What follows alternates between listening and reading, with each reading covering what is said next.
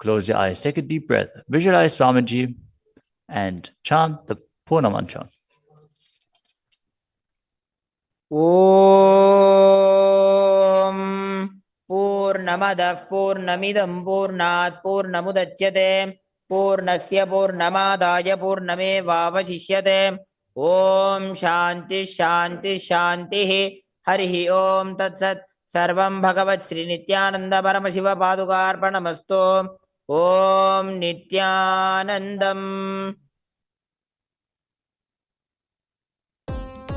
Nithyananda, thank you for watching, and if you found the video enlightening, Please give it a like, share it with your loved ones, and subscribe to stay connected with us. don't forget to click the bell icon to receive the notifications.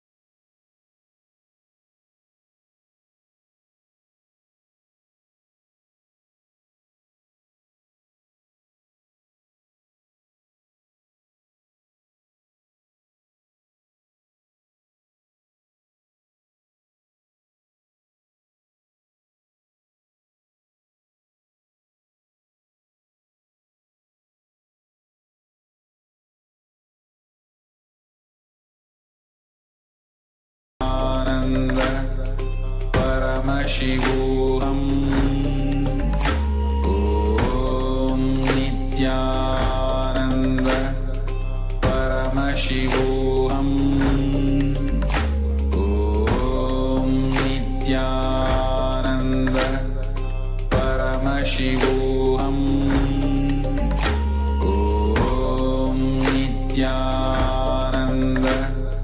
Paramashivoham Om Nithyananda Paramashivoham Om Nithyananda Paramashivoham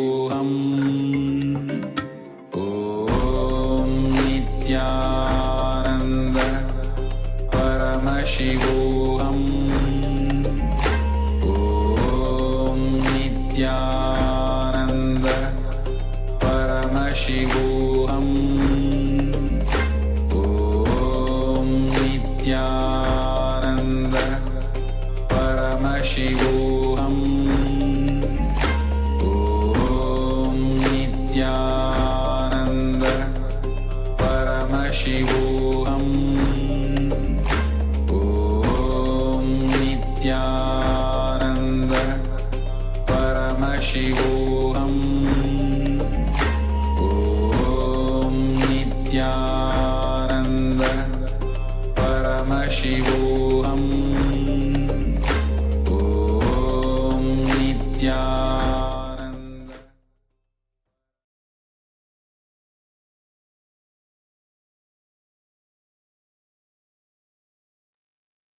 Yes, you can now open your eyes, remove your blindfold.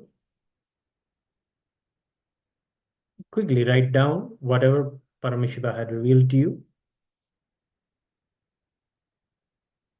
Give your gratitude and sincere devotion to Paramashiva for revealing whatever he has revealed through the third eye.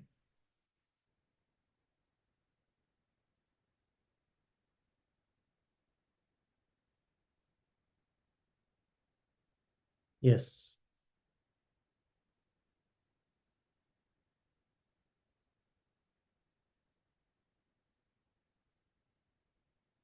Yes, we have the participant, Vishwanathan, sharing that he has seen nature.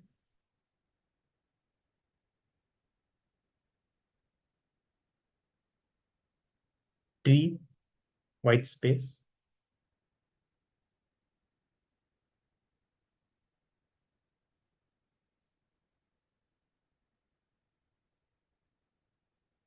Yes, that is very close and accurate.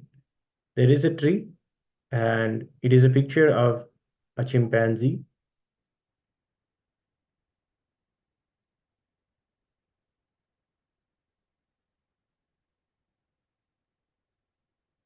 Yes. Let's go to the next round.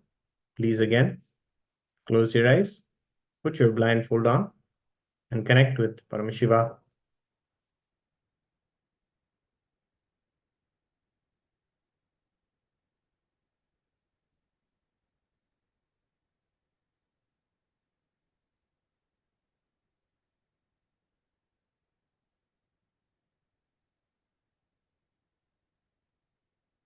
We will now show the next object.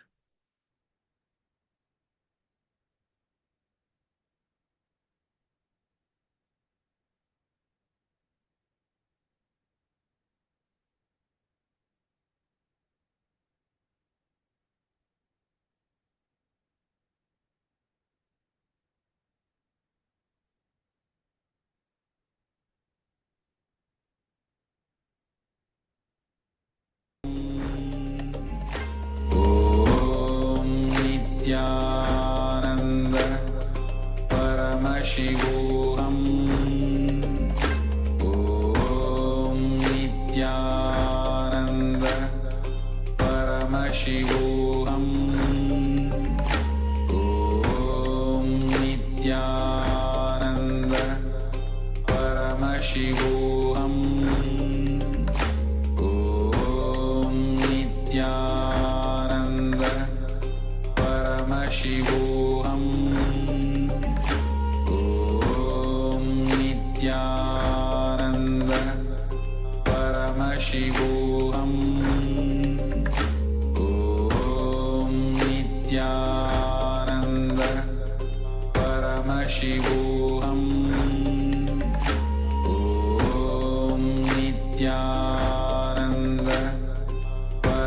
Paramashivoham Om Nithyananda Paramashivoham Om Nithyananda Paramashivoham Om Nithyananda Paramashivoham Om Nithyananda Paramashivoham Om Nithyananda Paramashivoham Om Nithyananda Paramashivoham Om Nithyananda Paramashivoham Om Nithyananda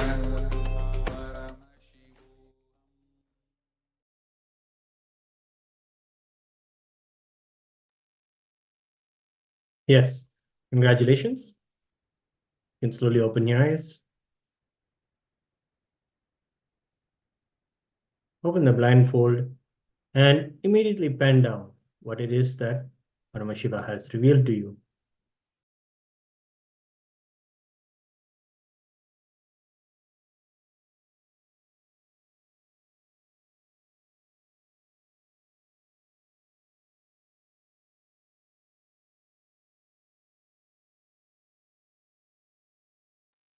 Yes, again, Aya, Vishwanathanaya is very correct. The picture is of a glacier, and accurately, Aya, you're able to see more and more better. Paramashiva is revealing, and you're able to see what he's revealing. Water is there, yes, and you can see the sky as well. And clouds, yes, you got the clouds.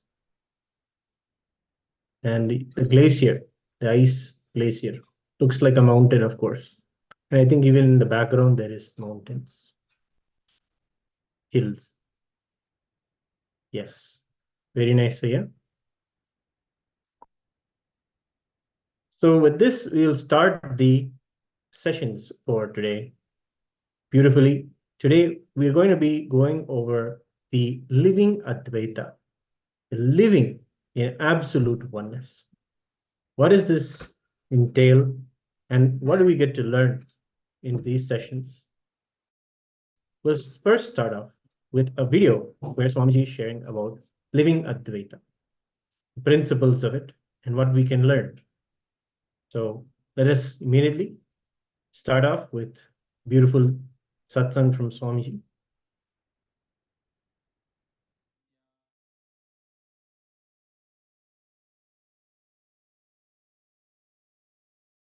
Live Advaita. Understand. In Kathopanishad, Living Advaita. the Upanishad says, Live Advaita. if you do the means ritual,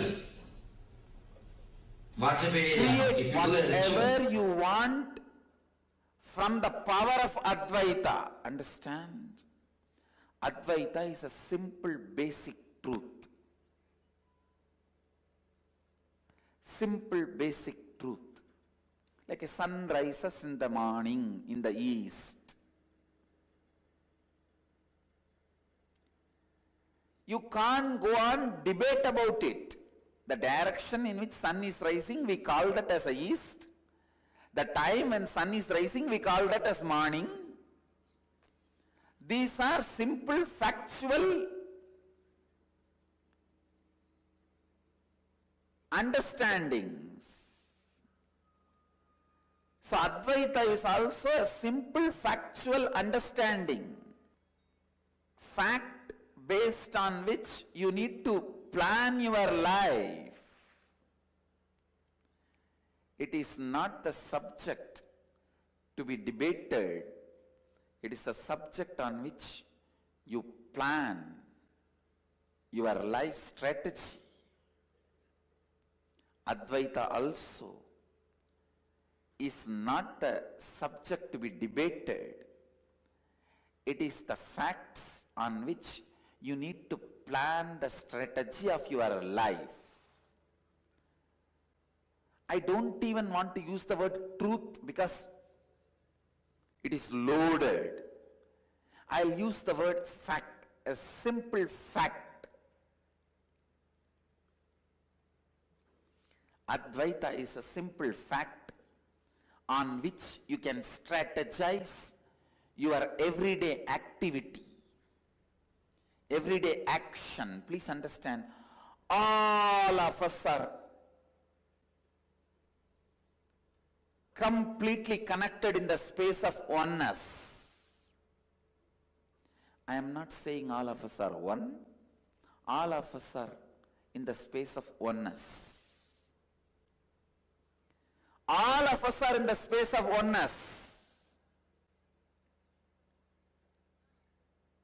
If you see goodness from outside, you are in the space of completion inside.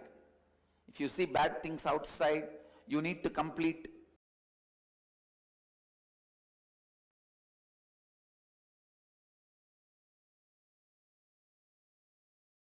Live Advaita. Understand. Sutra in Kathopanishad. Living The Advaita. Upanishad says, Live Advaita. if you do the means ritual, Vajapeya, create if you do the ritual, whatever you want from the power of Advaita. Understand? Advaita is a simple basic truth. Simple basic truth. Like a sun rises in the morning in the east. You can't go on debate about it. The direction in which sun is rising, we call that as a east. The time when sun is rising, we call that as morning. These are simple factual understandings. So Advaita is also a simple factual understanding. Fact based on which you need to plan your life. It is not the subject to be debated. It is a subject on which you plan your life strategy. Advaita also is not the subject to be debated. It is the facts on which you need to plan the strategy of your life. I don't even want to use the word truth because it is loaded. I'll use the word fact, a simple fact. Advaita is a simple fact on which you can strategize your everyday activity, everyday action. Please understand, all of us are completely connected in the space of oneness. I am not saying all of us are one. All of us are in the space of oneness. All of us are in the space of oneness. If you see goodness from outside, you are in the space of completion inside. If you see bad things outside, you need to complete inside. Go on. Go on.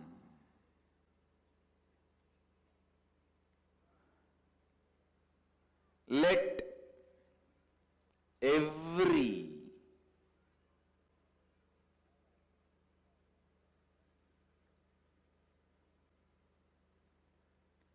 decision you make, let every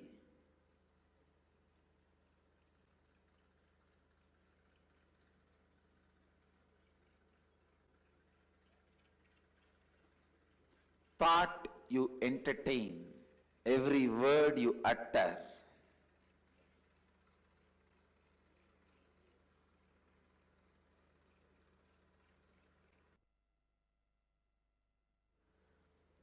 every word you utter, every action you do,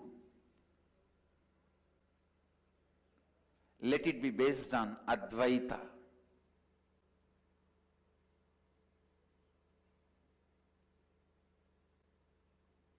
Let it be completely based on Advaita. Understand, living Advaita means your self-drive, your inspiration, your energy, your experience,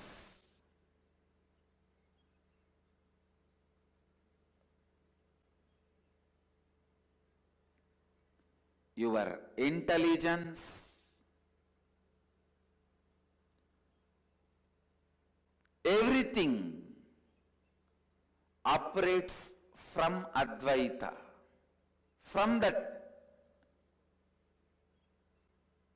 truth and fact, sacred secret of the oneness.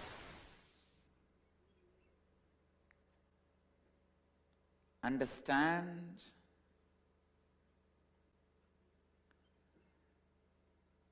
Digest Advaita more and more into your thinking.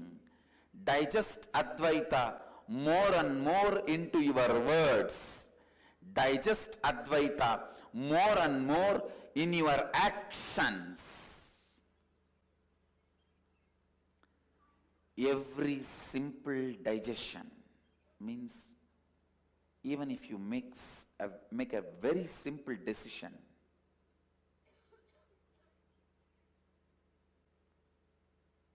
I will not use the word I and mine in my words, in my speak. When I speak in my speech, I'll use only the word we, us. Even this simple decision will go on be reminding you, if you take it from the context of oneness. If you take this simple decision from the context of oneness, even this simple decision will go on be reminding you the Advaita. It will go on be reminding you the Advaita. Every day morning when you wake up, align yourself to that oneness. Every thought, every action,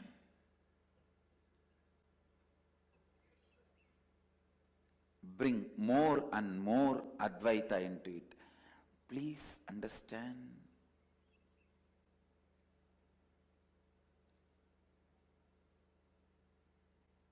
do not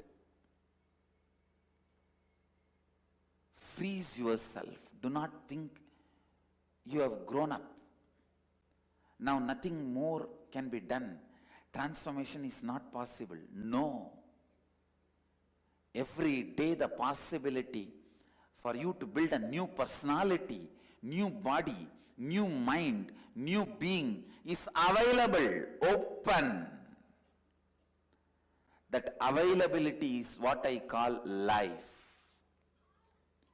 Using that availability and making Advaita as a strategy, building a new body, new mind, new personality, new words, new thoughts, new actions is what I call living Advaita.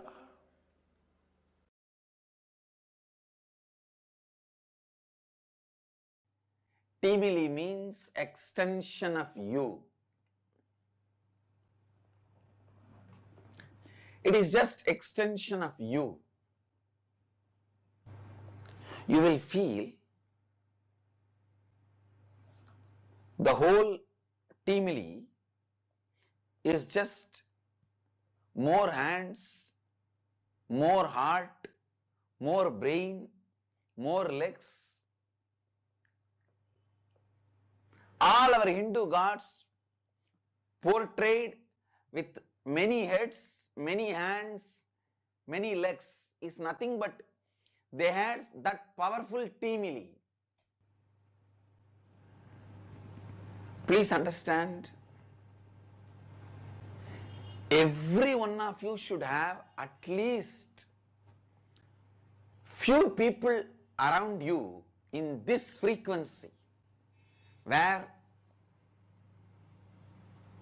you experience tremendous friendliness with them and they experience tremendous friendliness with you. I tell you, you need to know,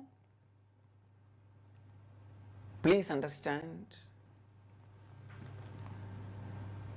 there may be million liter the arak in a shop, but you don't need million liter to get drunk. You can't drink million liter. If you drink some 10 liter, that's enough, that's a maximum. Same way, there may be the whole ocean, but for you to die, you don't need the whole ocean. Just some 100 liter water goes inside your body, you will die. Same way, there may be billions of people.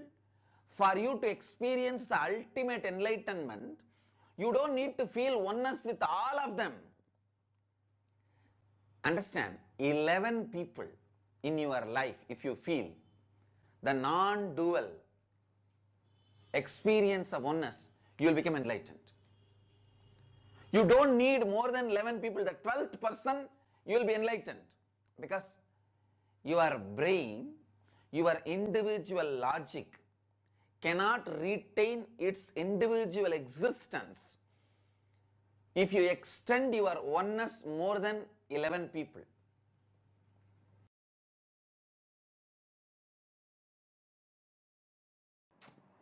When you feel oneness, because of the oneness, you will know whatever insecurity other person is feeling, you will know whatever desire or greed the other person is feeling, you will know the other person's space.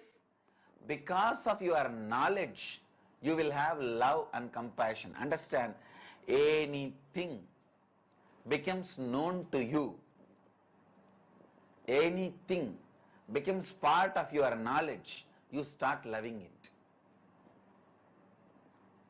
Because you know that desire, greed, struggle, fear, the other person is going through, when you experience Advaitic space with them, because of that non-duality, you love them, you become compassionate towards them, the relationship may become better.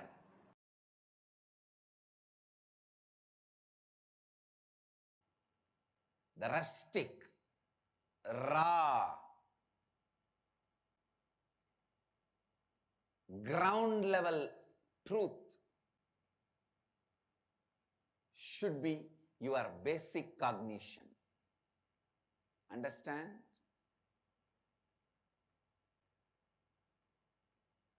The rustic truth of life is non-duality. The raw truth of life is Advaita. It should become your basic cognition in whatever you do, in whatever you live, in whatever you touch, in whatever you handle, in whatever you see. Come to the truth, come to the clarity. Whoever may be in your teamily, A, B, C, D, E, F, G, H, I, J, K, whatever, please understand, your completion with them or incompletion with them, they are not responsible. Irrespective of them,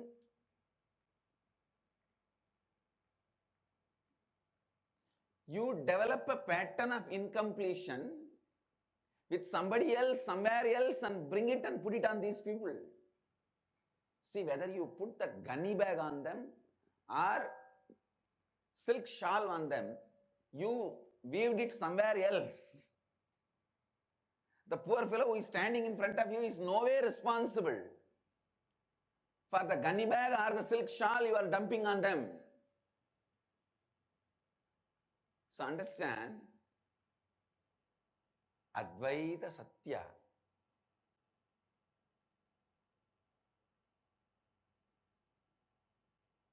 is the only truth. Your incompletion with other person or your completion with other person is not responsible. Whether you are putting a silk shawl on that person, completion, or a gunny bag on that person, incompletion, other person is not responsible. It is you who stitched this pattern from your life. Understand? If you are feeling the other person is constantly abusing you, even if you remove the other person and put somebody else, even if you remove A and put B, in 2 days you are going to feel this fellow is also doing the same thing to you. Whether you are completion or incompletion, the other person is not responsible.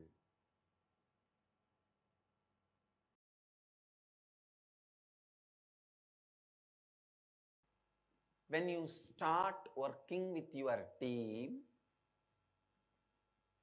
face all your so-called difficulties, listen. Nothing is difficult on this earth, but you have to do it. The good news is nothing is difficult. The best news is you have to do it. If you don't do, you don't need to do, then what for life? Nothing is difficult. When you start relating with your teamily, please understand, the first thing will happen to you is your ability to speak into your listening will happen. I tell you, your intestine can be programmed immediately as you want. If you just know to speak into your listening, your intestine can listen to you immediately. Your intestine will just listen to you. Your heart will listen to you. Your liver will listen to you. I am telling you after experientially experimenting in last 2 days. Last 2 days I was diagnosing the root of this cough. And I was instructing the body, hey, alter yourself, clean it. So body said, if I have to do this much of work, the throat has to work this much, then I may need to recreate the whole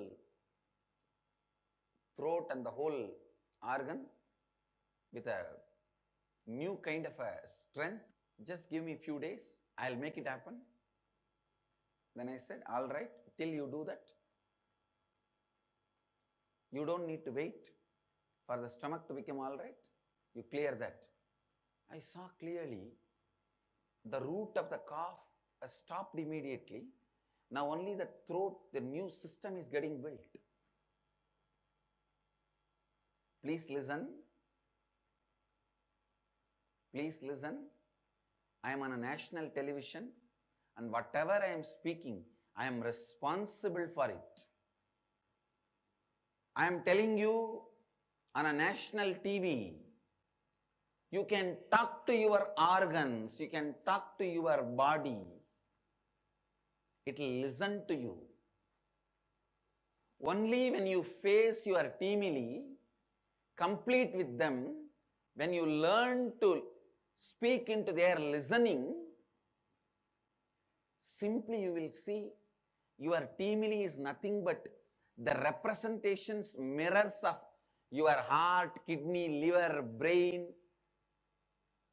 If your teamily is completely disintegrated, disorganized, your body is also disintegrated and disorganized. Your mind is also disintegrated and disorganized. Your mind has many components. Chitta, buddhi. Chitta means all the memory storage. Buddhi means which orders the special file to be drawn. For example, the moment you see somebody wearing the kavi color dress, you would have had a good and bad both with that color. If your buddhi orders the bad file and the chitta will supply that, that is what becomes incompletion. If your buddhi orders the good file, and that is what the chitta will supply, and that only leads to friendliness. Understand? Whether your perceptions, sensory activities leads to more and more incompletion or friendliness is decided by the responsibility with which your buddhi behaves. The responsibility with which your buddhi behaves. Listen. Please understand.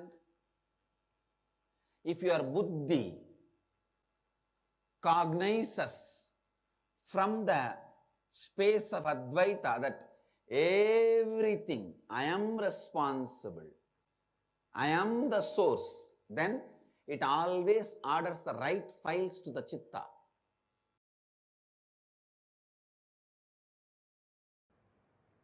So I am giving you the essence of the whole process today. The first step, form a teamily. Teamily means family plus team together.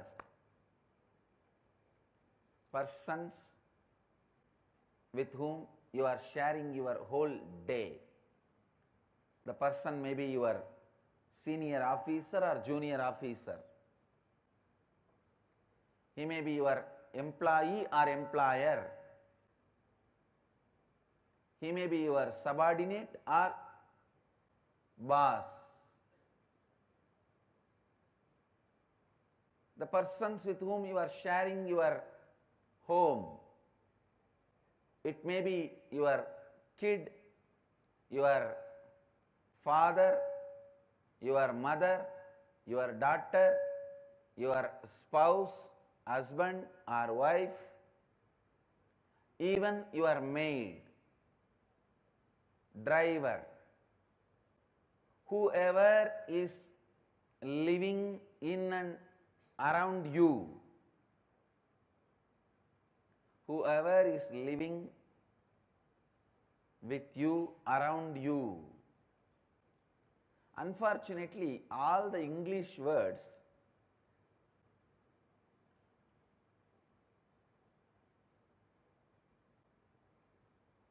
are too small. The word Bandhu Mitra, what it means in Sanskrit can never mean friends and relatives in English.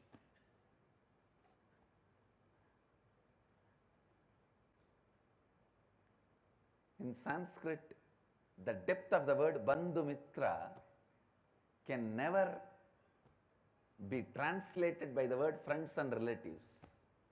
That is why I am struggling and using so many words. People who live around you, with whom you share your life and all that. In Sanskrit, just these two words is enough. Bandhu Mitra, your teamily. Your team and family. Make a list of your team and family. Decide you will live in the space of completion with all of them.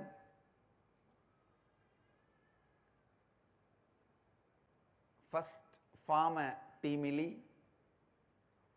Second, decide. You will live in the space of completion with all of them. Please understand. For each of these instruction, why, I already spoke last 1 month.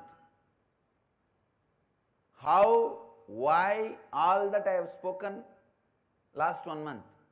Today I am just specifically going to only give the instructions, like capturing the gist. Third, form a clear identity which you want to live. Authentic inner identity which you want to live. Authentic outer identity which you want to live. Authentic others' image means the image which others want to feel about you.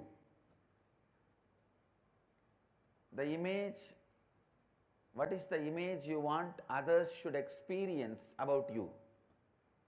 And life image, what is the image you want to experience about life? Pen down all these 4, elaborate, detailed way, and as the support of your teamily, tell them, this is the way I am going to build myself. Can you all support me? Help me by giving the feedback. What all the incompletions I have to complete? What all the way I have to transform myself to be this authentic personality? Asking the feedback of your teamily.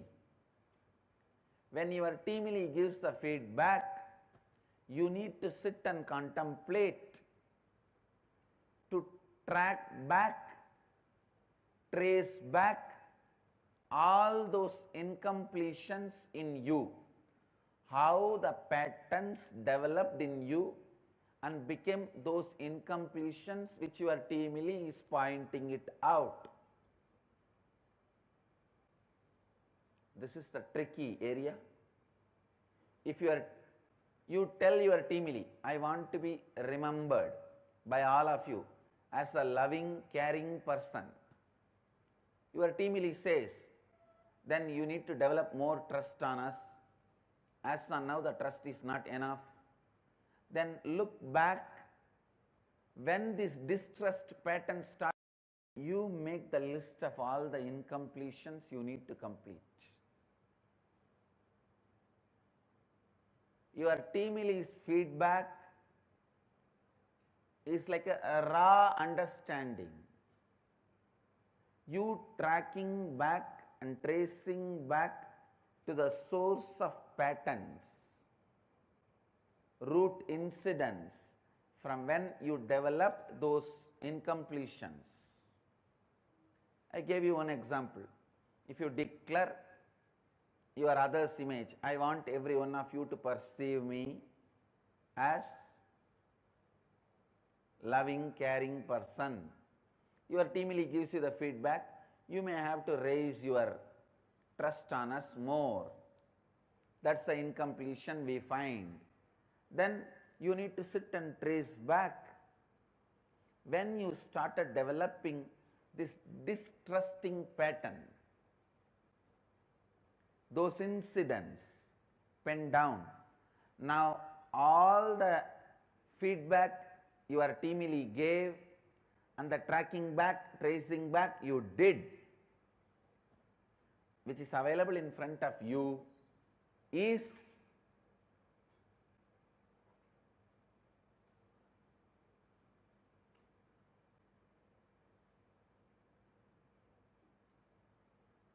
the incompletions you need to complete. That is the incompletions you need to complete. So listen, ध्यान से सुनिए. Please listen. Once you list all the root incidents, root patterns, incompletions. Now it is time for you to complete. I tell you, the moment you pen them down and identify your incompletions, they lose power over you. They lose power over you. Sometimes people ask me, how to know Teamili's feedback is right? Be very clear. Anything Teamili gives as a feedback, take it as right. Don't even have the problem whether Teamili is right or wrong. Anything Teamili gives as a feedback, take it as right and track back. If it is not right, don't worry. Naturally, those incompletions will not be there. If it is there, complete it. If it is not there, enjoy it. That's all. Describe all your incompletions in detail. Just by understanding, most of them will lose power over you. And the remaining, if there are few, sitting like a small wound, like a pus, just few days, complete them and drop it, it will disappear. Nothing to be worried, nothing to be bothered.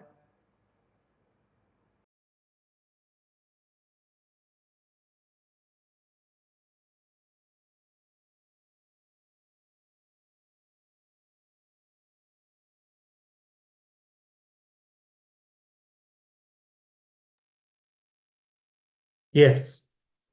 So the secret is out. The Living Advaita process is about building your teamly. It is with the teamly that you will be able to really and truly establish yourself in the space of Advaita continuously. So let us now get into an internalization exercise and learn about the powerful cognitions about living Advaita. Living Advaita means to create whatever you want from the power of Advaita. Advaita is a simple, basic truth. Like how the sun rises in the morning in the east, you can't debate about it. The direction in which the sun is rising, we call that as east.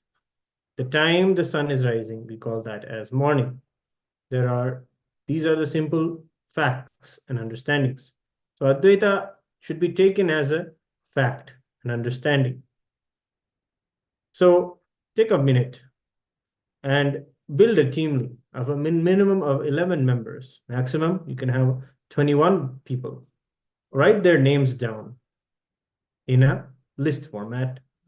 Identify persons with whom you are sharing your day, ones you are living with, you have around you, with whom you share your life, work every day, with whom you share your house, your food, your work, your office. These persons can be your coworkers, employer, family member. You can share your home with them. You can be living with in another city or state or country also, but they should be having a significant impact on your life and should be close to you.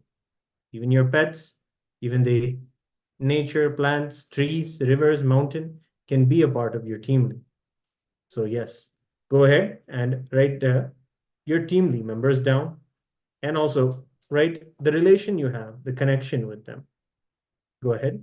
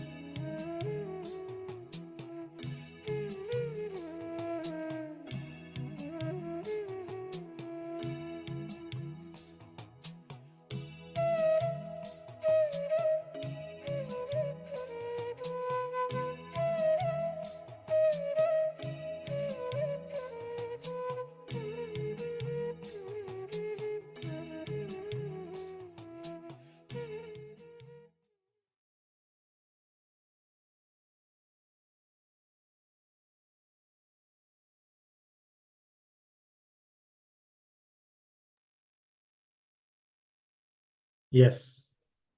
I hope you have all listed out your teamly members. So let's get ready to do a little power manifestation. Today we're going to be power manifesting the science of levitation, the powers of levitation itself.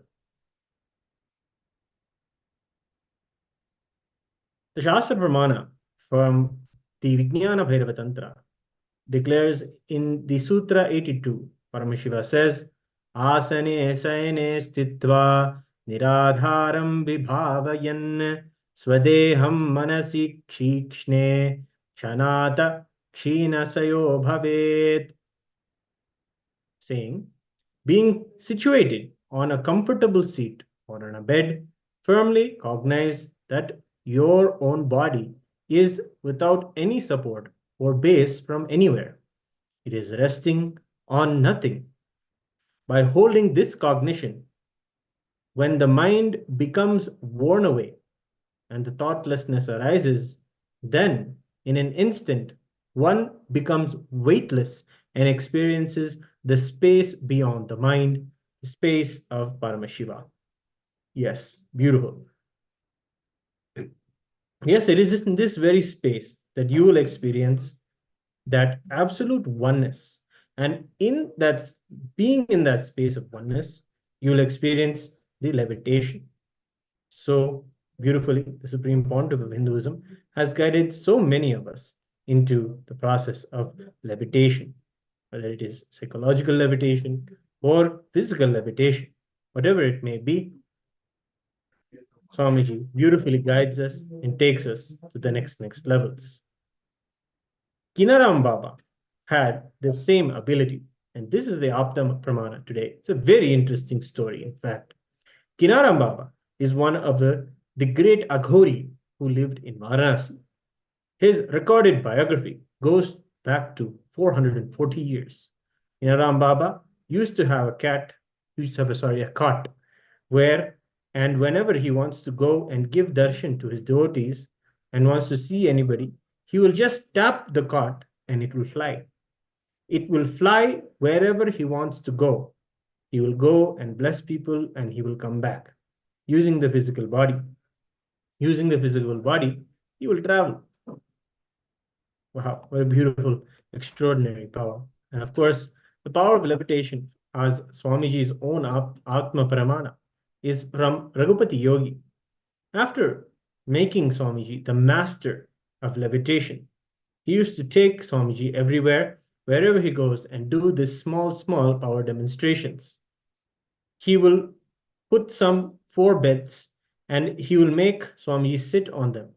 And then he asked me to inhale.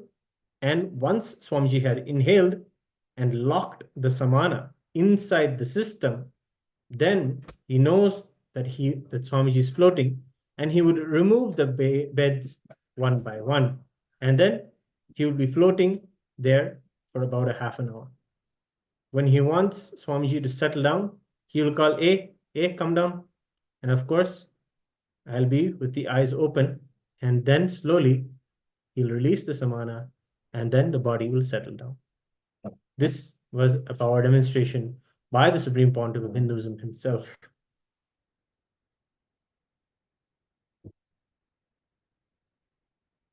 So let's get into this technique.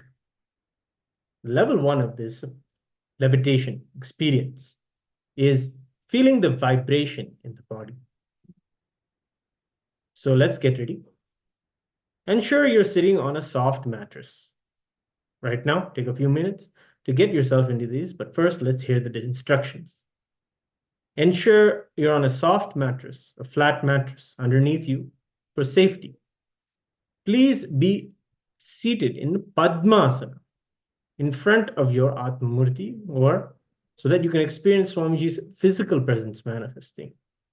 The Atmamurti or any deity or picture of Swamiji is an extension of him. Then remove all the obstructions around you.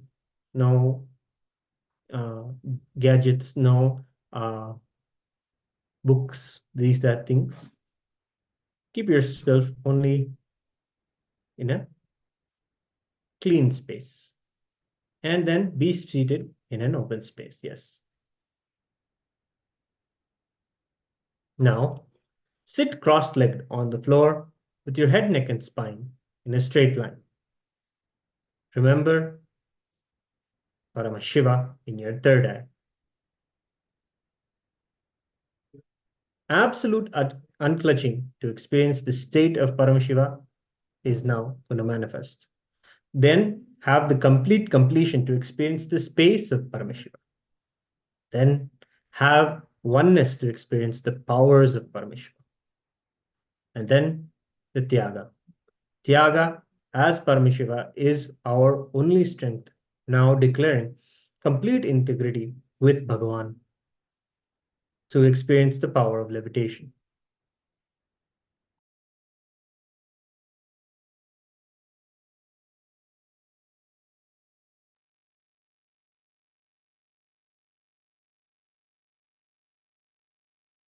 In deep listening, vibrate with intense chanting of the Mahavakya, Om Nithyananda Paramashivoham.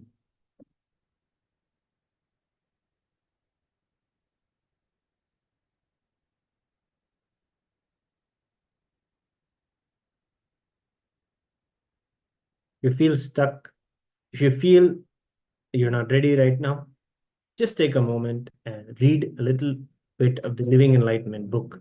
Receive the solution and then come back to the space of levitation. Align back to the simple integrity with Paramashiva.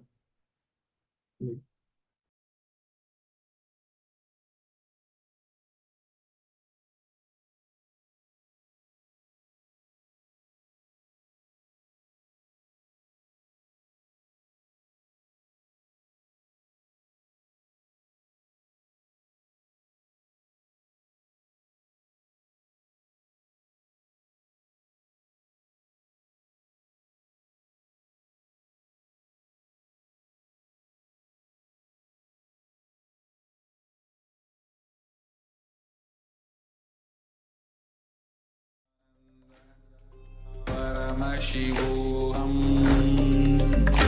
Om Nithyananda Paramashivoham Om Nithyananda Paramashivoham Om Nithyananda Paramashivoham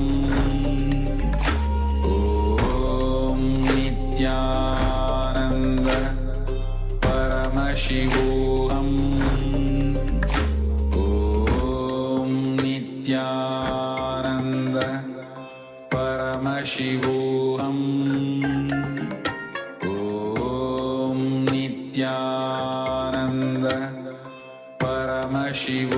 Paramashivoham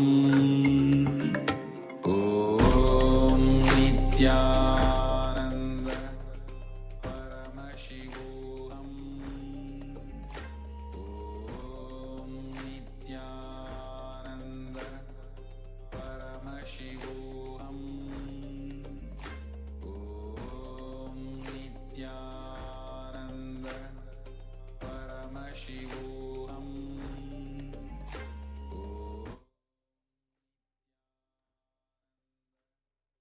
Bring your restful awareness on your third eye. We are now going to see the oneness capsule of Swamiji himself, and we will see him manifest through us. You will experience your body subtly vibrating. The samana balance is happening, and you will feel more prana and feel lighter.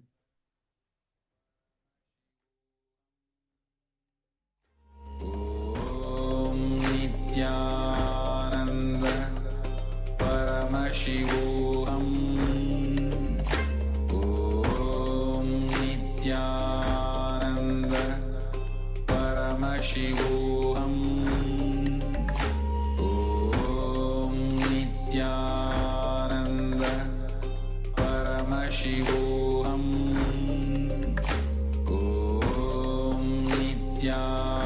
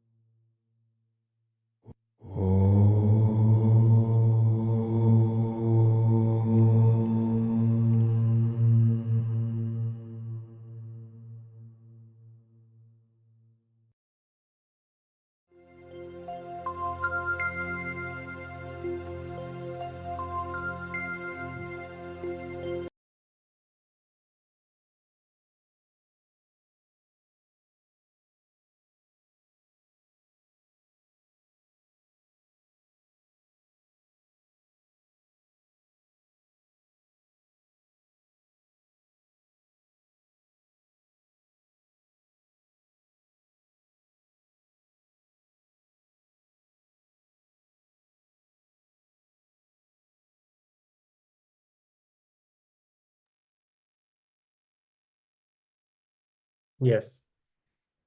Please settle down. Open your eyes.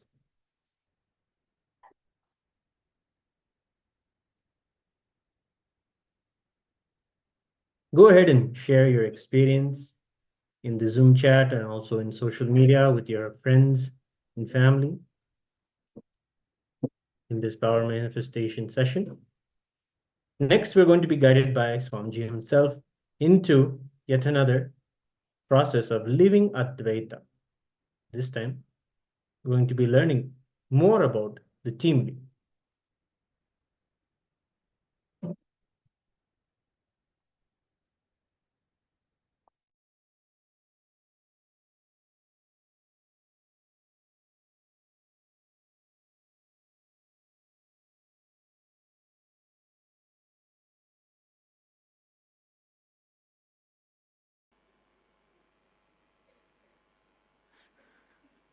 Understand?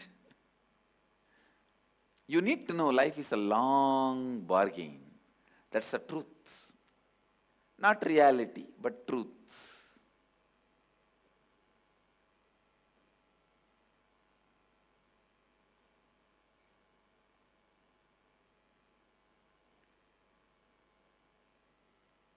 Every experience you accumulated in your life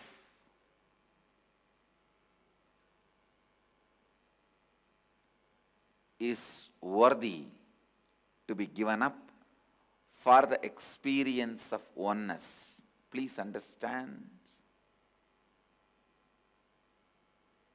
The experience of oneness is such powerful future. Every experience you earned in your early life can be experienced. Can be exchanged. But you will decide to exchange only if this oneness becomes your experience, not otherwise. Because human mind moves only based on experiential bargains. Listen.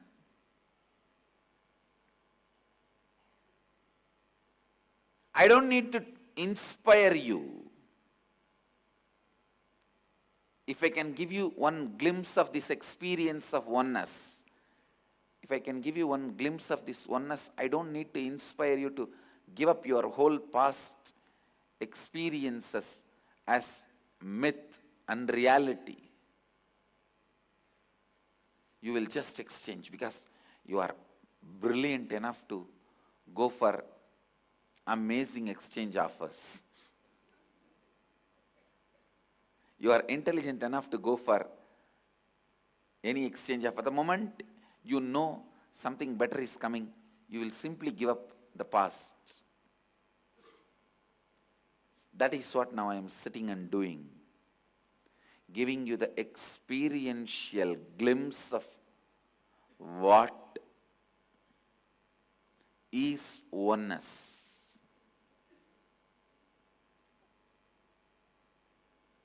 And oneness is not just some good moral lesson. Oh, everyone is one, just love. No. It is a spiritual power. Please understand, I am not teaching oneness as moral teaching.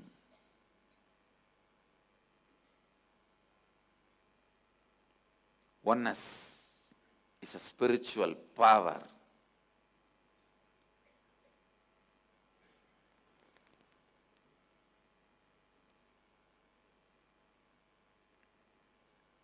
Many times people think, oh, how can there be oneness? I am separate, he is separate. Please understand.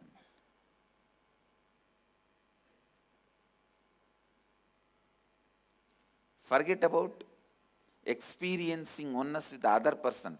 First, decide to experience oneness with your own body. Start there. Most of us who use the logic, I am this body. How can I experience oneness with another one body, another one person, another on mind. Come on, get down to the ground. Don't be in a sky. Oh, if you talk, I am this body. How can I experience oneness with another on body, another on mind? No. How can oneness be the truth? If you talk like this, it is equivalent to a beggar, foolish beggar. Because he got $100 bill, he starts sitting and calculating, oh, today in 2 minutes I made $100.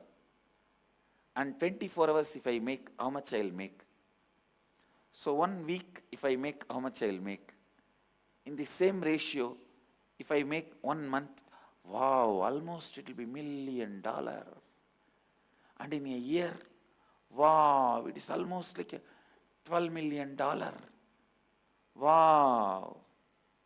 Then I should plan how to invest my money into the stocks, and I should start buying newspaper from today and see which stocks are going up, which stocks are going down, what is the best way of investing my $12 million money by the end of this year. How stupid he is. You are on the same stupid level.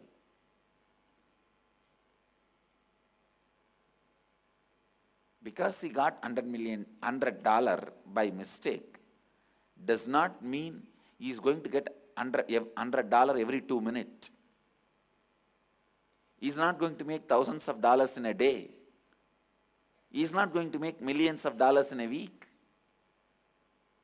He is not going to make billions in few years. If he thinks he is a fool, he is deluded. Same way, even if you think, oh, I am this body, they are all that body. How can this bodies experience oneness? How can these minds experience oneness? I am this mind, they are that mind. You are deluded exactly the same way like this stupid beggar. You are not even your body.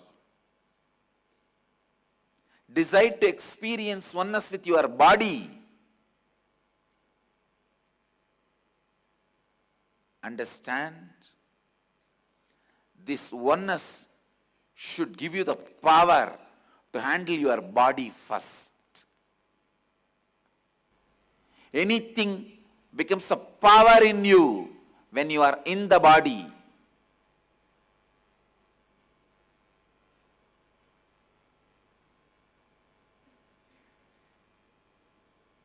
Anything becomes power in you when you are in the body.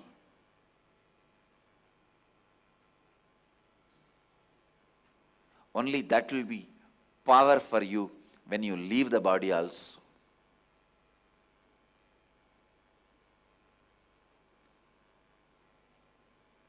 When you are in the body, the oneness, cosmic oneness, which becomes power when you are in the body, will be power even when you leave the body. Understand? Decide to pay attention to the experience of oneness. That very decision will make you constantly flow towards that oneness experience. You will make that into reality in your life. As a guru in the satsang, I can only make a fashion statement about oneness experience. As an incarnation in Shivoham experience, I transmit that very experience into you.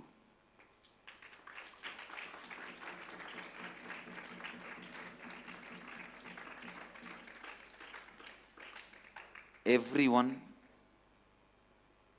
who decided to have the experience of oneness in Shivoham, from now, prepare yourself by constantly putting your attention on oneness experience, by thinking, contemplating,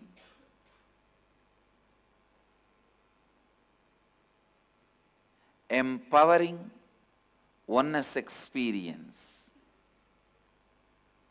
How? You are one with the whole. Let this oneness become empowering experience in you. Oneness is higher than highness or holiness titles. Understand? The highness and holiness titles are nothing compared to the experience of oneness. Let oneness be your experience. Let oneness be the center of your life. Give attention to your oneness experience.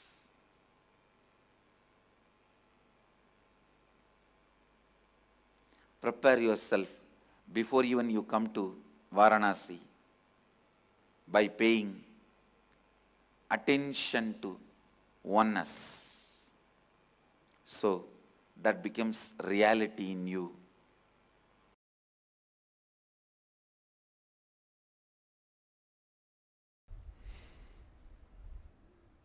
So first things first,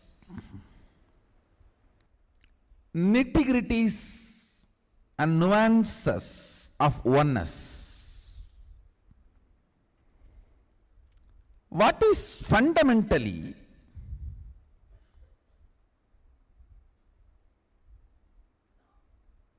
it takes to be in oneness?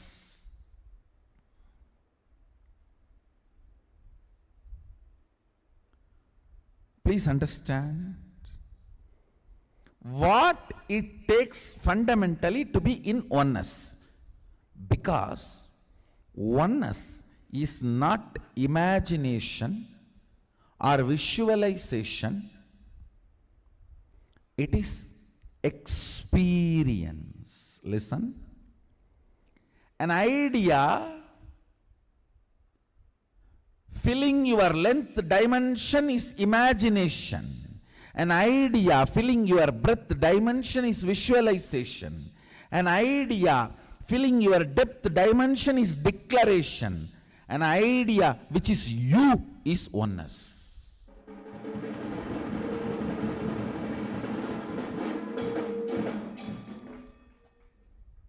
The idea which has become part of your very space, which does not tire you or bore you by the passage of the time, is oneness. Oneness is not imagination. Oneness is not visualization. Oneness is not even just declaration. It is your existence. You need to know what all is not oneness, then you will know what is oneness. Mahadeva says in the Agama, Sadashiva beautifully explains in the Agama,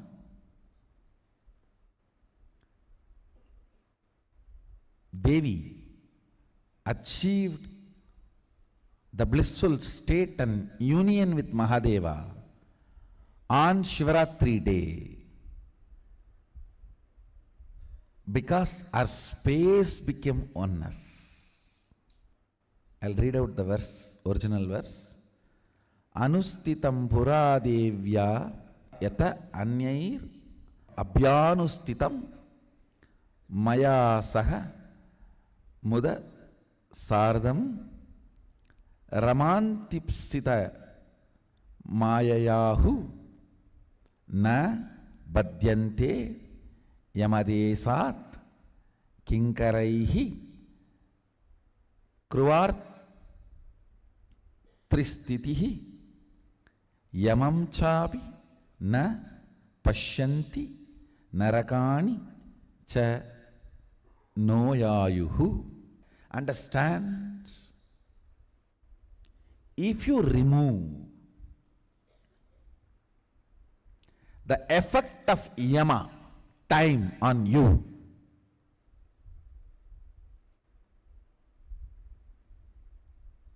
you can exist forever in that space. If you want to be in oneness forever, it should become part of your space, means you should become ferocious with you and break this very tiredness and boredom. Tiredness and boredom does not get broken by cute romance. Puppy, puppy. Oh, cutie pee.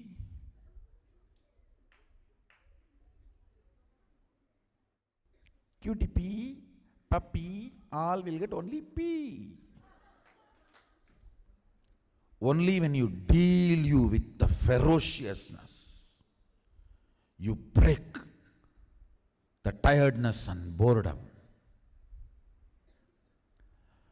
With that ferociousness, you need to digest oneness. With that ferociousness, you need to make oneness as your space.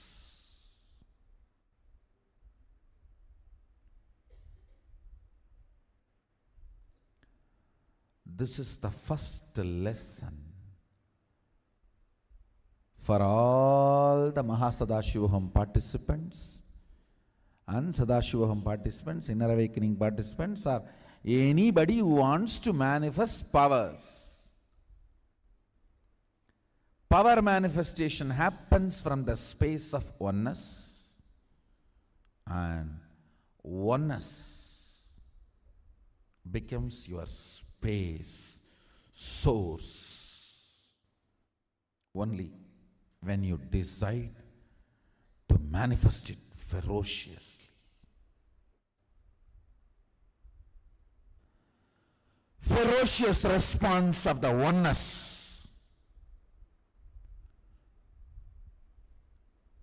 to the hypocrisy of the mass, of the Vatavarana,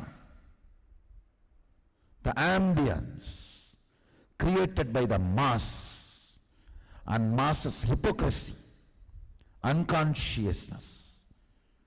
That is yama. That is brahmacharya, aparigraha, asteya, ahimsa and satya. Anyone who wants to take bhautika brahmacharya, this satsang should be the lesson for them.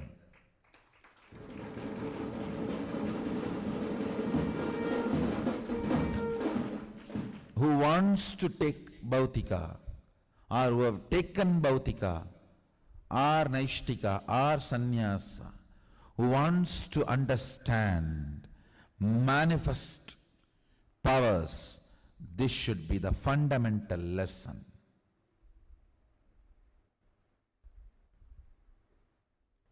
Ferocious response to hypocrisies of the mass is yama,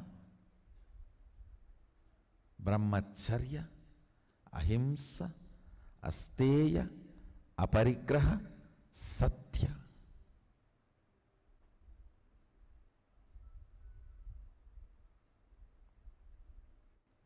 With this ferociousness, the time layer in you opens, and the oneness, from imagination to visualization to declaration, it becomes your space, the way of existence.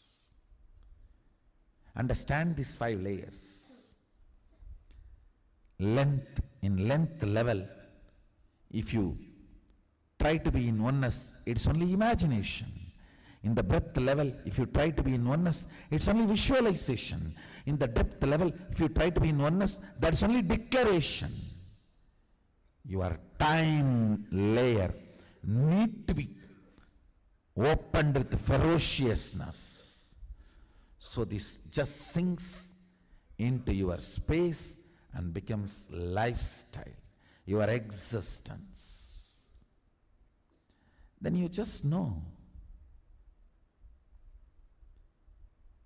You can never be bored of being a brahmachari. You can never be bored of being in asteya. You can never be bored of being in satya. You can never be bored of being in ahimsa. You can never be bored of being in aparigraha.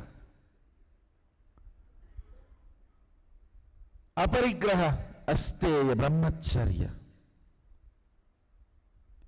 Satya. Ahimsa. All these 5 are ferocious response of your space of oneness. Ferocious response of your space of oneness. Decide today. Get into the ferocious space of oneness. From that ferociousness, declare all these 5 as the response of your space. Response of your space's oneness, you will see.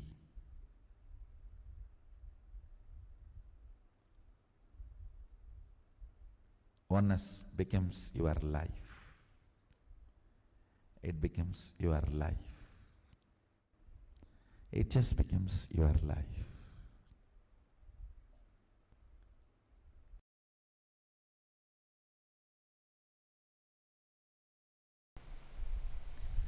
But there is one culture,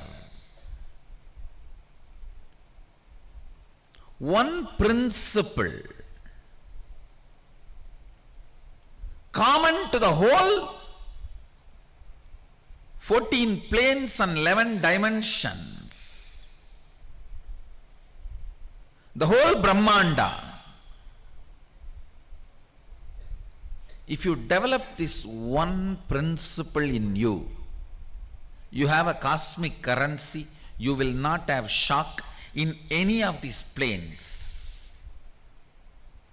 Any transition into any plane, whether you go to Pitruloka, Bhuloka, Bhuvaloka, Tapaloka, Tapoloka, it's called.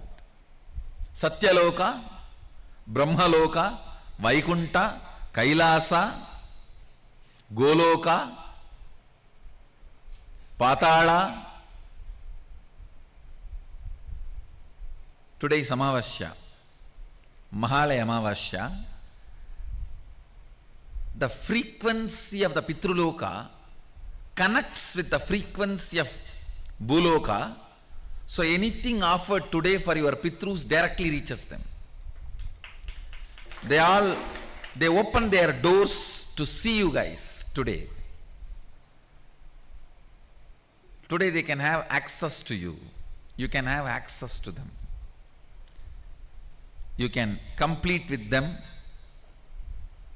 whatever incompletions you left without completing. All the Pitrus means people who are connected to your life but who are not in the body anymore.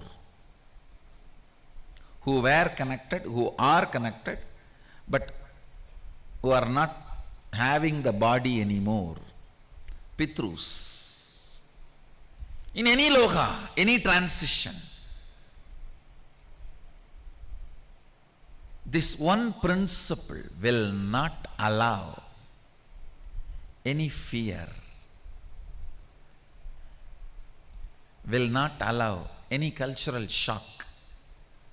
It is like you have cosmic currency. That principle is oneness. Listen. Listen intensely. If you start building the depth of oneness in you, cognition of oneness in you, even your struggles will liberate you. Listen carefully.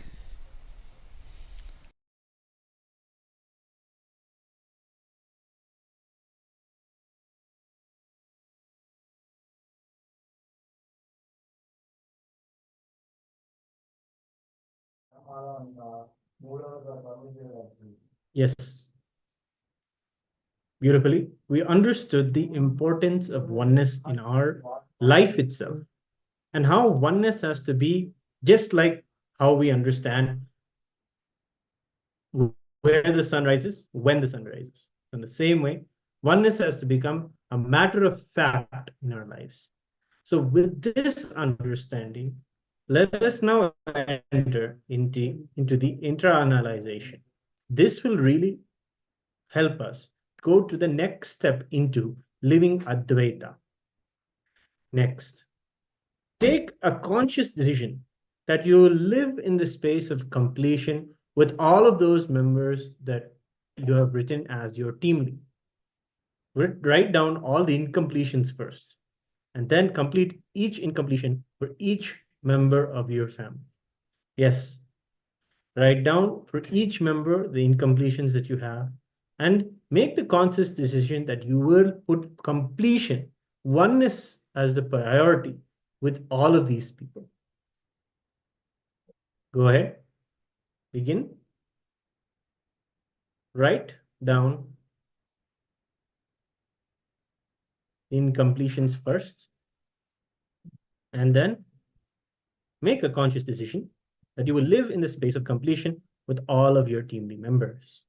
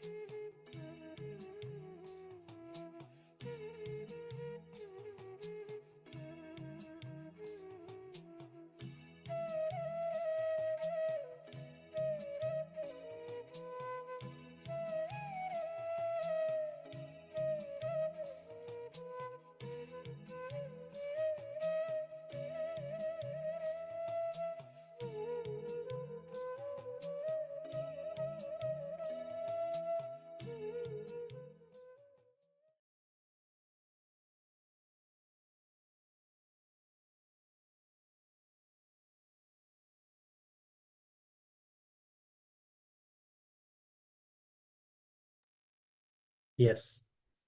Let us now enter into the next segment. With this teaming process, you are now going to really have the opportunity to see how Advaita solves so many problems. When you prioritize oneness and completion and the space of living Advaita, you will understand how all the small incompletions will drop away, and in this way, you will become a leader among your team lead.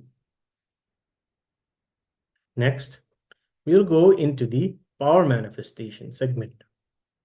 This time, we're going to see a little bit more about levitation.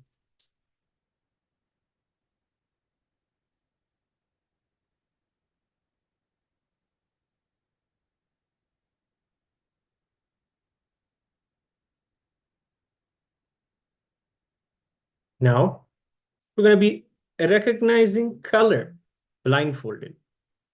Yes, this is an important part of the process of learning levitation. Now, go ahead and close your eyes and keep your blindfolds on.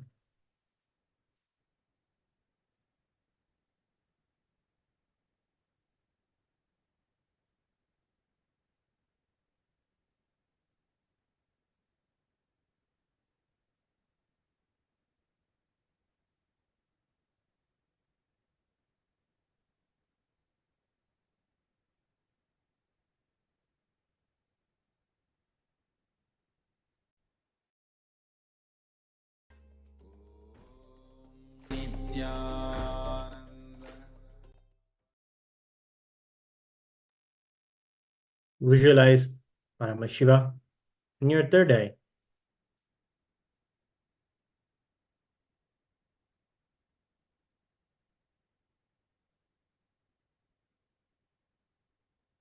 Well, now get into the space of oneness. After you have done the team lead process and the second step in the Living Advaita process, where you have decided to drop and all the incompletions and hold oneness as a priority in your connection with those around you or those in your team lead. Now, let us be resting in this space of oneness and establish ourselves powerfully in it. Close your eyes and blindfold yourselves. Connect with Paramashiva.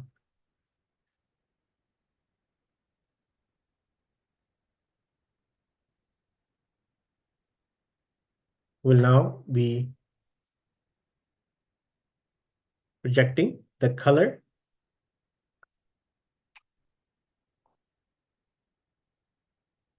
Request Paramashiva to show you the color. Nithyananda Paramashivoham Nithyananda Paramashivoham Nithyananda Paramashivoham Nithyananda Paramashivoham Nithyananda Paramashivoham Nithyananda Paramashivoham Nithyananda Paramashivoham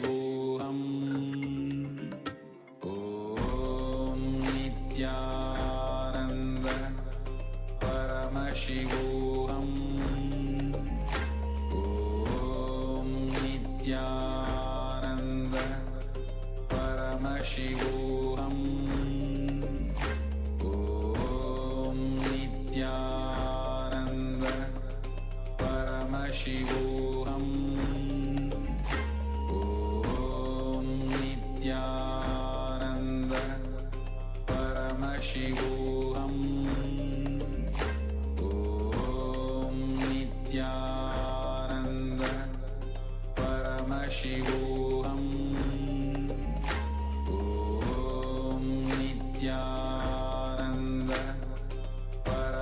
Paramashivoham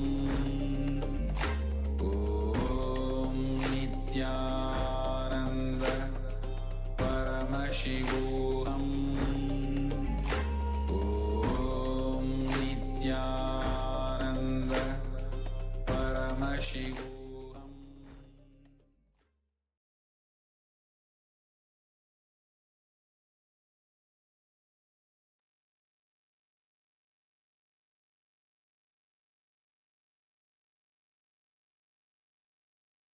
Yes, slowly open your eyes and write down whatever is revealed by Paramashiva to you.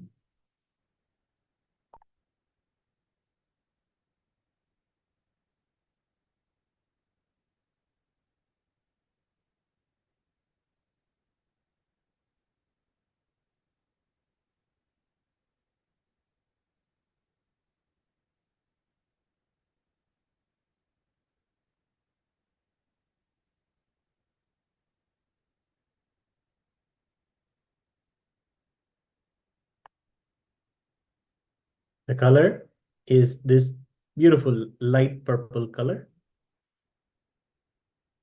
These colors and colors all are seen by the third eye.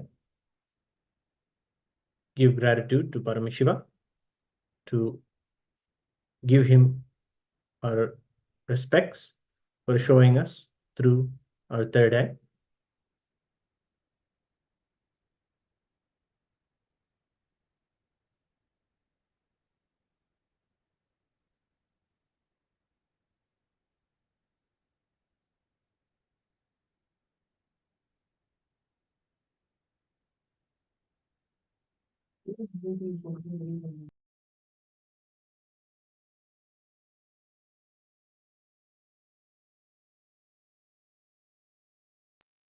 Yes, thank you all for participating in the power manifestation session. We'll now take a short break. You can refresh yourself and join us back in a few moments. We'll be continuing on today's session in the Living Advaita process. Thank you. Nithyananda.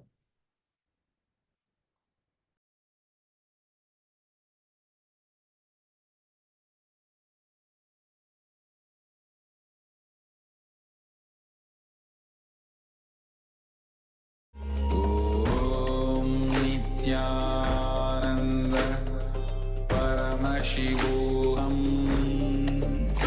Om Nithyananda Paramashivoham Om Nithyananda Paramashivoham Om Nithyananda Paramashivoham Om Nithyananda Paramashivoham Om Nithyananda Paramashivoham Om Nithyananda Paramashivoham Om Nithyananda Paramashivoham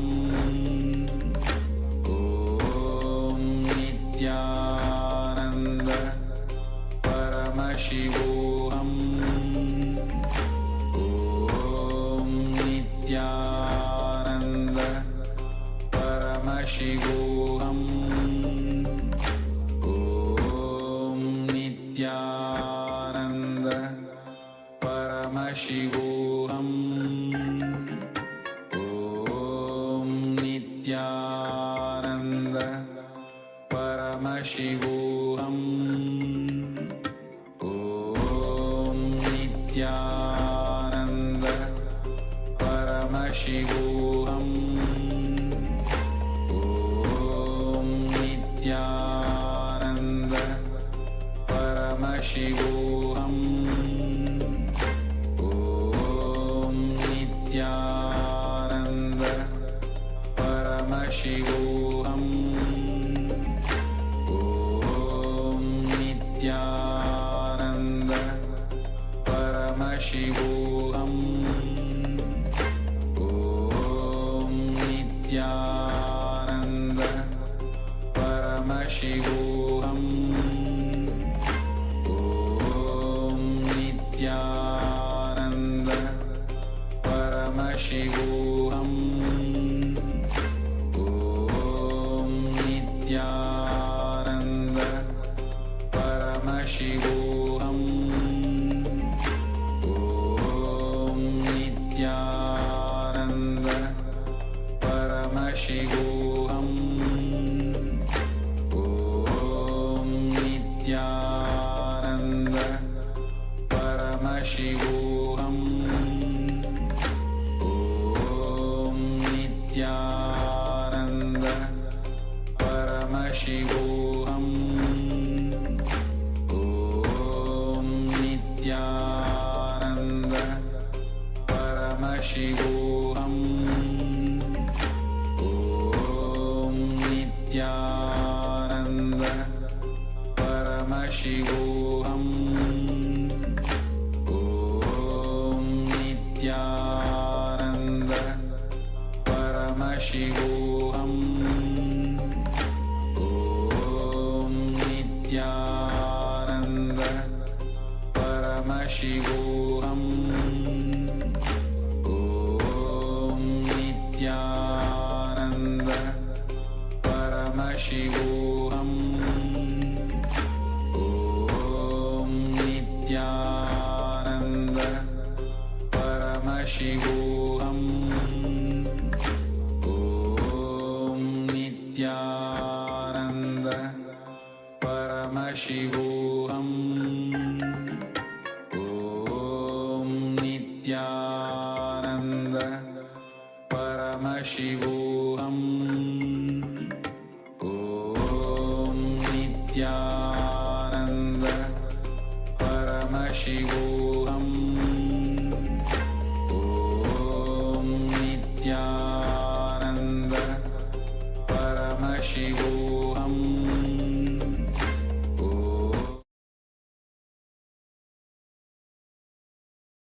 Everybody has three life. Public life, so means social life. Private life, with the family, close family. Secret life. Very rarely, maybe only 1 or 2 persons will be part of your secret life. Understand? Public life is your friends, relatives. Private life maybe 1 or 2 person from your family or close friend. Secret life, very rarely 1 or 2. Surely it will not be from the family. Very rare somebody from your family becomes part of your secret life. God is not one, God is oneness. If God is one, the God has to be jealous. He has to be holding his seat, authority, throne. But Sadashiva knows the reality. Oneness is God, not one.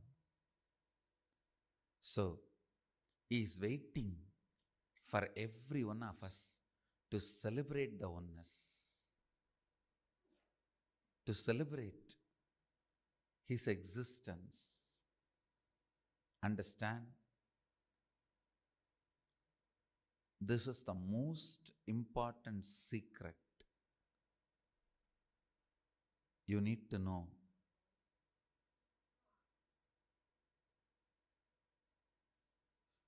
When you try to declare,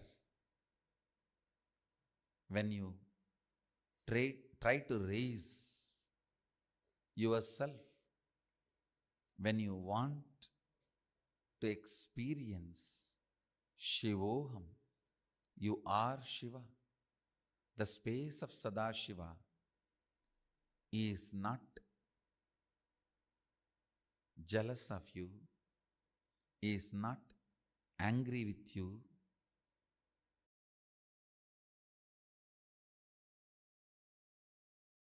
understand the inner space of Mahadeva. Some of the important secrets you need to know from the inner space of Mahadeva. The most sacred secret from the inner space of Mahadeva. Please listen carefully. You need to understand the inner space of Mahadeva. Only then you will understand the value of this great teaching, the great truth, the sacred secret. In your inner space, you constantly feel threatened by anybody and everybody. If somebody gets the same amount of money you have, you feel threatened. If somebody gets the same amount of name you have, you feel threatened. If somebody gets the same amount of fame you have, you feel threatened. Understand. In your inner space, you constantly feel threatened by others. If somebody gets the same power you have, you feel threatened by them. Your inner space feels threatened because you have a cognition, resources are limited. Resources are limited. So if somebody has, you can't have. Which is not the reality, which is only a comparative reality, not existential reality. Listen. Which is only a comparative reality, not existential reality. Sadashiva's inner space never feels threatened because he knows Shakti is endless. Resources are not limited. Shakti is not limited. The logic, if you have, I can't have, does not apply there.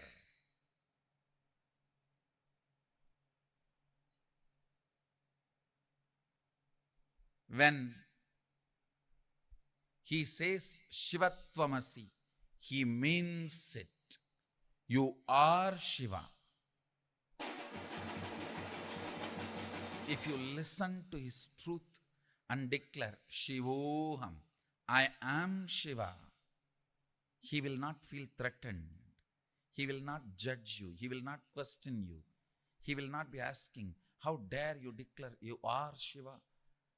Have you qualified yourself? Have you done all the tapas? Have you purified yourself? No, don't worry. The moment you declare, he is so happy, he has one more being through which he can manifest himself.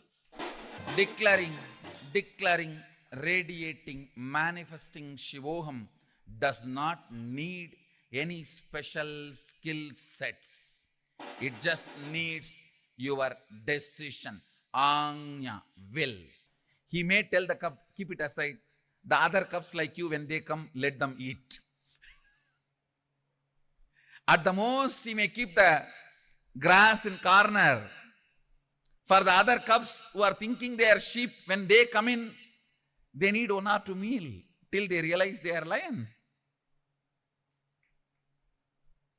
Sadashiva has no use from you. He has nothing to gain from you, but he is passionate about you, just to manifest himself through you. Nothing which you think is useful for him.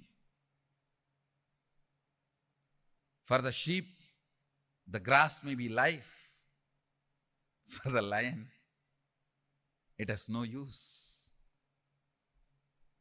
Understand, Sadashiva has no use. From your skill sets are the things you value. But he is passionately calling you, waiting for you. He is passionate about you, just to manifest through you. That is why I am saying, Whenever you declare Shivoham, Sada Shivoham, not only he does not feel jealous, competition, threatened, not only he is not going to question your qualification, purity, he is not going to ask for anything.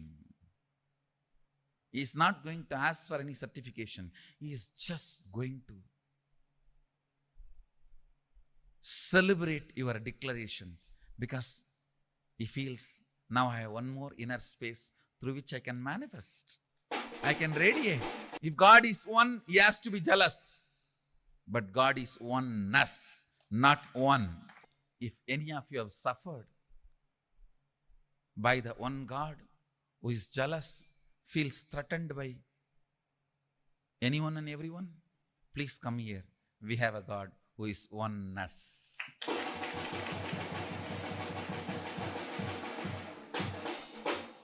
God is not one, he is oneness. That is why when you declare Shivoham, he celebrates you. Now he knows he has one more being through which he can celebrate his oneness. One God will always feel threatened because there cannot be second one. The oneness God will always be celebrating because he is going to manifest his oneness through everybody. Understand this Mahadeva Rahasya. First, his inner space does not feel threatened like you because he knows resources are endless. Shakti is endless. Second, because he does not feel threatened, when you declare Shivoham, he is not going to ask you for your qualification, purity, all the certifications. He is only going to celebrate and start manifesting, radiating, encouraging, enriching, helping, supporting you to manifest the Shivoham completely. Third, he has nothing to gain from you other than fulfilling you by manifesting himself through your being. Mahadeva Rahasya. On this auspicious Guru Purnima day, for all of you is Vedanta, Siddhanta, Agamanta, Vedagamanta, Sara, Shivatvamasi. Shivatvamasi is the initiation from Guru. Shivoham is the declaration from yourself towards the cosmos. Shivatvamasi is initiation.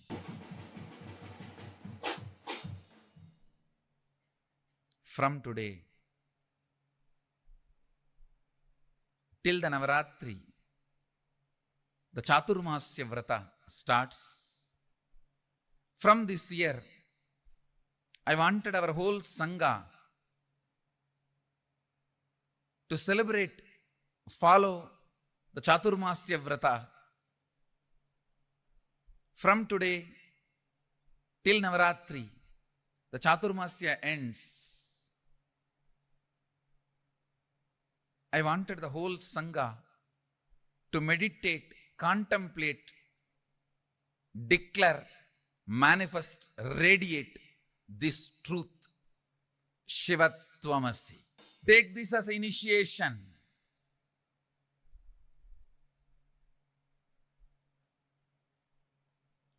From Sadashiva, and contemplate every day. If I am Sadashiva, then this is the way my life should manifest. Again and again and again, let your will declare you are Shiva and decide to manifest your life as you want. When you see life starts manifesting as you want, you will become more and more integrated to this truth of Shivoham, You will become more and more authentic to the truth. Shivoham. You will become more and more responsible to the truth. Shivoham. You will become more and more enriched. You will be enriched and enriching the truth. Shivoham.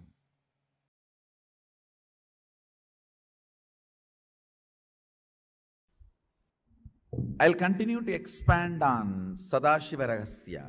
The first Sadashiva Ragasya, the sacred secret I've revealed from the state of Sadashivatva, oneness with Sadashiva.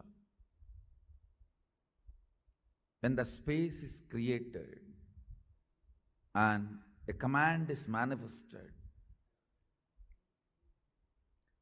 a power manifested, if it becomes immediately reality in the plane you wanted it to manifest, great. If not, you are only manifesting less power.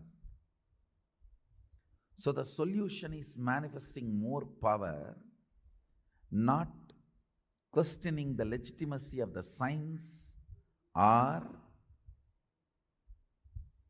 your ability to live that science. Listen carefully. Because the state is a gift from me, it cannot be taken away. Actually, you can't be out of the state. That's the problem. Now the next question comes, yes, if I am manifesting less power, what to do? How to manifest more power? Listen, this is the precise understanding you need to have. Listen carefully. This is the precise understanding you need to have.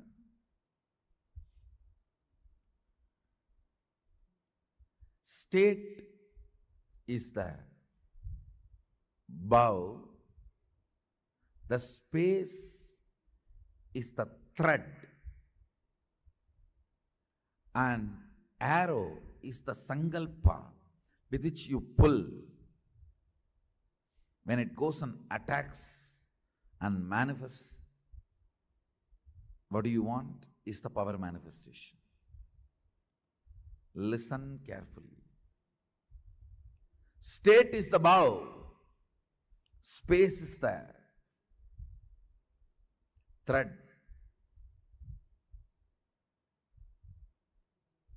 The action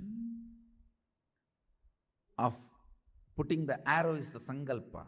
Putting the arrow and pulling it, that is creating the space and manifesting the sankalpa as the reality. Listen carefully. The way to manifest more power is create better space. What I mean by the word create better space, more and more integrity, more and more completion, more and more responsibility, more and more enriching, complete with more and more of the blind spots you are carrying. Understand? Your stomach pain will be directly connected to the cobwebs you have not cleaned in your bedroom. Your ulcer is directly connected to the outside veranda you have not cleaned your house. Don't think how can that and this be connected. Only if you have ulcer, stomach problems, your eyes will not even be aware of the dirt around you. If your eyes are not even aware of the dirt around you, something is boiling inside you. You are preoccupied. All preoccupation manifests ulcer. Understand? All preoccupation. If you take haritaki powder, you will clean your house. This may all look very funny, very funny side effects. You think, oh, if I take haritaki powder, I'll clean my restroom. That I understand. Why will I clean my veranda?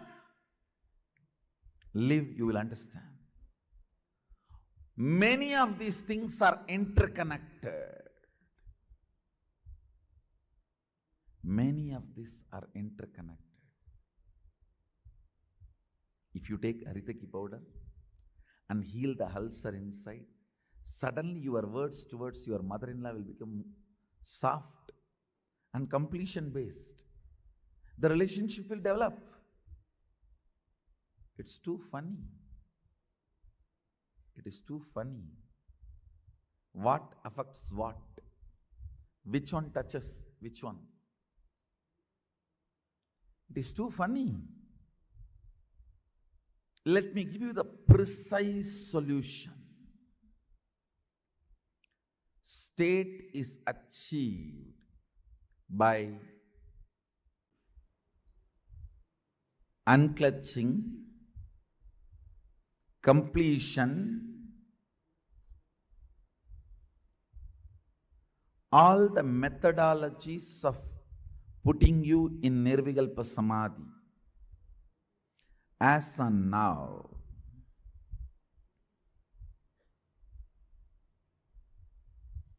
Understand, I don't see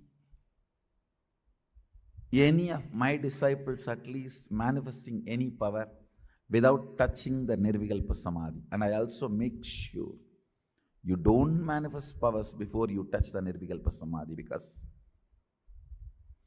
if you start manifesting before you touch Nirvikalpa Samadhi, it will be Siddhi, not Shakti. Nirvikalpa Samadhi is too important. Nirvikalpa Samadhi is too important.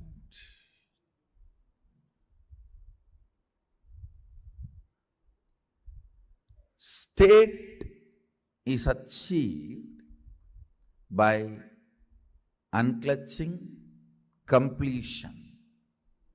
Of course, ultimately by initiation.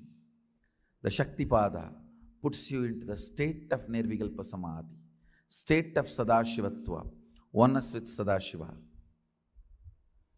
The space is created by more and more completion with others. When I say completion with others, whatever you perceive or cognize as others, making them part of your oneness is completion with others. Understand, whatever you cognize as others, persons, river, hill, whatever you may cognize as others, imbibing them as part of you, getting them as part of you, making them feel as you, recovering your oneness with them is completion with others. Understand? I am defining completion with others. Anything, anybody you cognize as others, bringing the original cognition back that they are one with you. Waking up to the oneness with them or at or it. Realizing the oneness again is completion with others. Completion with others is not apologizing to others. Understanding others. Others are as complicated as you. Understanding others are as complicated as you brings completion with others. You are not a bad person, you are a complicated person. All your dimensions are very strong. What others consider as good part of you, what others consider as bad part of you, all are very strong.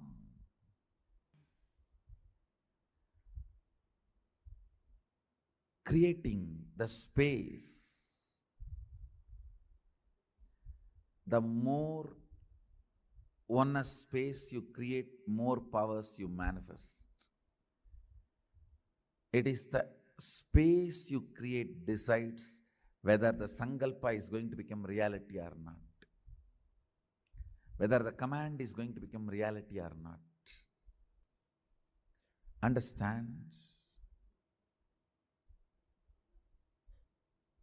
More and more proper space means continuously discover the blind spots and complete with it. Discover the blind spots and complete with it.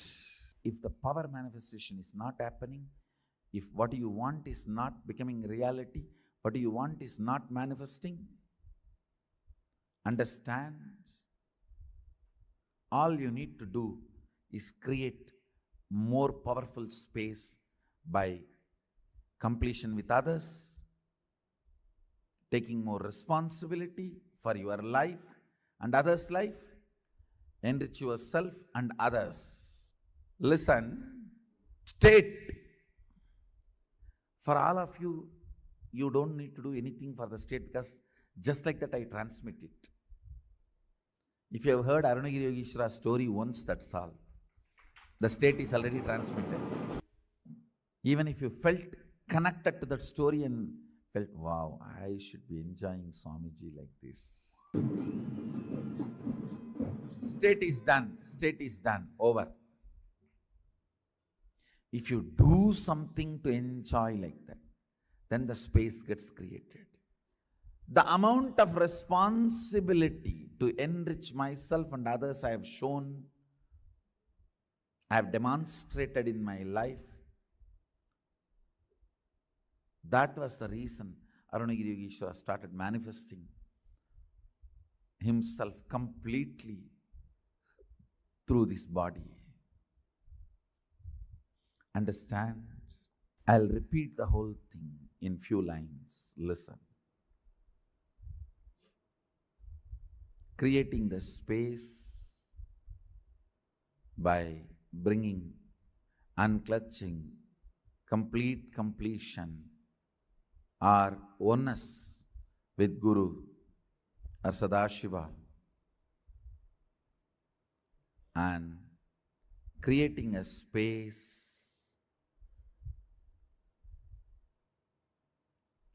through responsibility, enriching completion with others, and manifesting your sankalpa is power manifestation. This is the first principle for Shaktipada.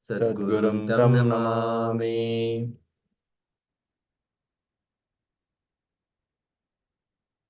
Nithyananda, welcome back, and thank you so much for joining us once again. We'll now enter into internalizing the truths that were delivered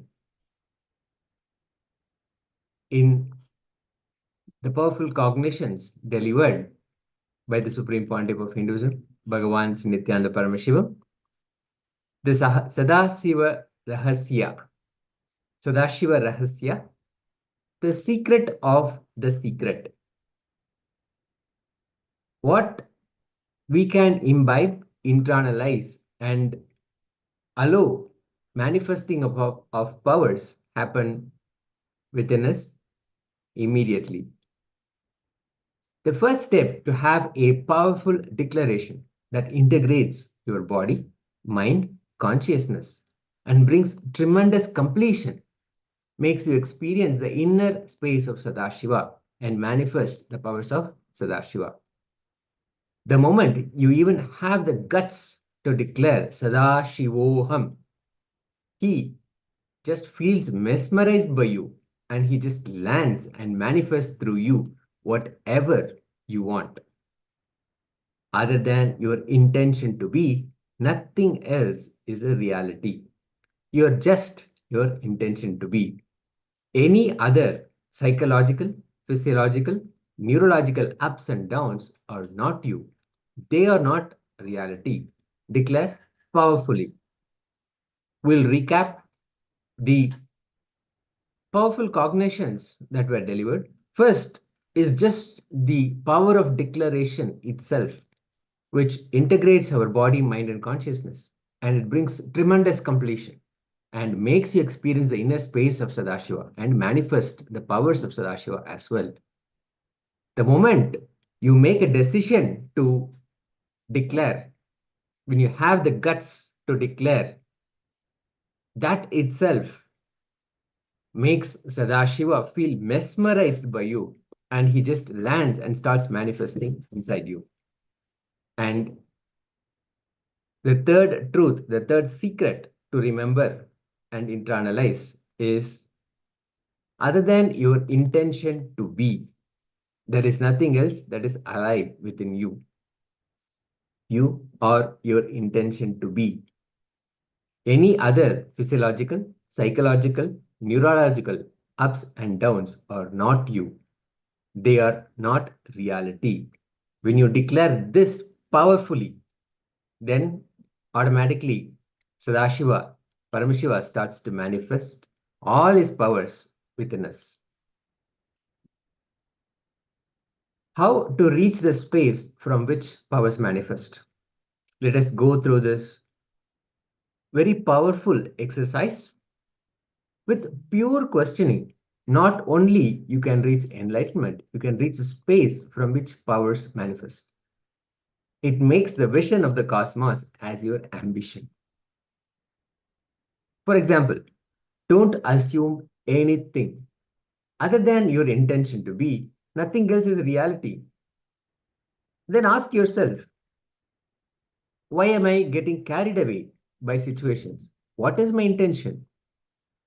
Is this situation supporting my intention? How is it contributing? Let me manifest to support my intention. This internalizing, pure questioning will automatically take you to the ultimate experience of Sadashivoham, Paramashivoham, being in oneness with Paramashiva and allow the powers of Paramashiva to manifest through you. Simply start with pure listening, pure questioning. Don't assume anything other than your intention to be. Nothing else is a reality. Ask yourself, why am I then getting carried away by the situations I'm facing every day, moment to moment? Why am I getting carried away by that? What is my intention? Is this situation that I'm facing right now supporting my intention?